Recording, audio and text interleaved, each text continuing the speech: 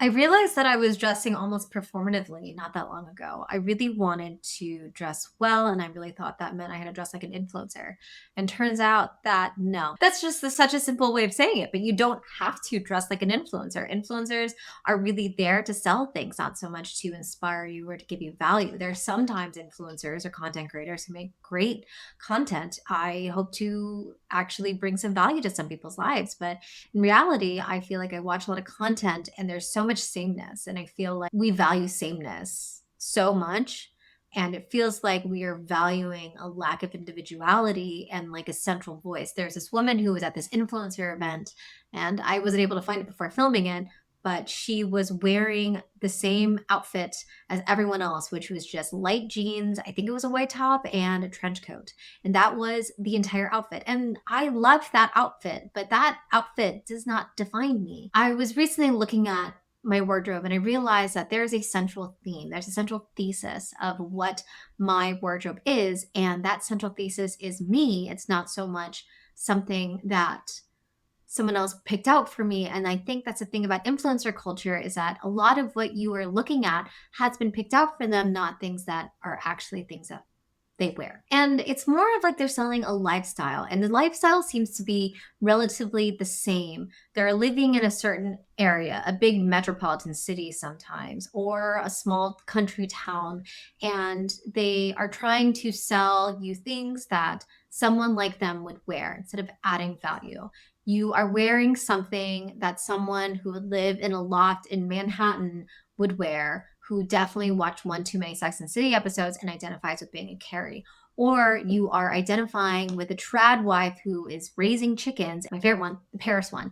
For some reason, there's so many influencers in Paris. I think something to take in mind if you are buying something from an influencer, and here's how you know if you want to buy something that actually is influencer like worth it, is if you are looking at it and you are saying, am I buying this because it's me?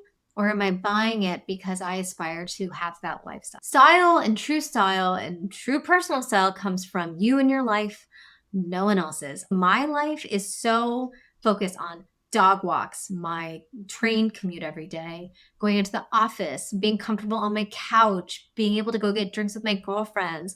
That is so much of my style, especially now that I've moved to Southern California, when previously back in Northern California, where I went out to go get cocktails with my girlfriends or try different dive bars in the area, when a lot of my social life centered around going to bars, my style was completely different. And now my style is based off of going into an office, representing the best version of myself, coming home and being comfy, and also having dinner parties. And then I started looking at my closet and I realized that there were clothes that I would never reach for anymore because they're not my current life. And I don't feel obligated to get rid of them. I mean, I still love some of those pieces, but I realized that my personal style is very different than what it used to be. And I also looked back on clothes I used to love as a kid, as a teenager, that unfiltered instinct.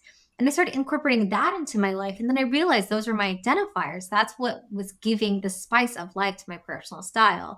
There are 5 or 6 outfits I can wear and repeat, and I would be happy to wear them. The way that I found my personal style was literally looking at what I owned and then asking my friends or my loved ones, if you would identify me in outfits, what would you say? And don't ask a boyfriend this unless your boyfriend's really cool. But when I asked my girlfriends, what outfits was I constantly wearing on repeat? What outfits just screamed Alexandra? They gave me 4 or 5 options, and that reflected in my wardrobe. And then I found that I was no longer searching for things that didn't exist for me. So I found my personal style by not only having a really strong sense of self, but also looking at what I already owned. And then everything else was just kind of a bonus. I was no longer trying on every trend. I was experimenting. I was having a moment. I was having a vibe. It was almost like creating a game to uncover this identity. And if there were things that from my clothing that are based off identity, if they worked with my wardrobe, they were part of my closet forever. I feel like renting and thrifting is where you can thrive in this. If you are seeing something in thrift store, or if you're renting something and you're like, well, this would be fun, but it's not really me, but let's try it out, and it works for you, and you find that you feel a certain great way, then you should absolutely wear. It has to be something that you would love to wear if it wasn't performative. That's a lot of thing about influencers and about finding a personal style outside of influencers, is that Influencers, everything that they're doing is performative. Just watch The Secret Lives of Mormon Wives. I honestly, genuinely feel like that show, watching it and seeing the behind the scenes of an influencer, made me realize, even though I knew it made me realize how much of the content I consumed was based off of selling a feeling, was selling a vibe. All of those things are based off of something that is someone else. And it doesn't have to be you. If that's something you love, then you should rock it with your full chest. I am fully about being basic. I do not dress like an interesting person. I know how I want to feel in my clothes, and it's a lot of times it's not interesting. A lot of times it's just a confident version of myself. Even right now, I'm wearing a black cardigan. It's not a very interesting outfit, but I'm wearing a black cardigan and jeans, and I feel great. Once you start looking at that and you're still looking to find what you love, replace style influencers with other forms of media, like movies that you love. I grew up watching a bunch of 90s rom-coms with my mom and watching a lot of Sandra Bullock. Therefore, a lot of my style is based off of 90s rom-com. I actually had someone tell me in a comment section of a video that I was 90s rom-com pretty, and my head has never been bigger. I have never been more excited to get a compliment from anyone ever. And it was even better when it was from a woman. When you get a compliment from a woman, it just feels so much better. I don't know why. It's like when girls compliment each other, the world seems brighter. Another way to find it is old family photos. You just find things that you love and you'd be like, oh, I totally want to recreate that because that vibe is, I see it on the other person. It's something I can identify with. You can also find it with old catalogs. I don't mean modern catalogs, I mean old vintage catalogs. Obviously, I find a lot of inspiration from vintage stuff.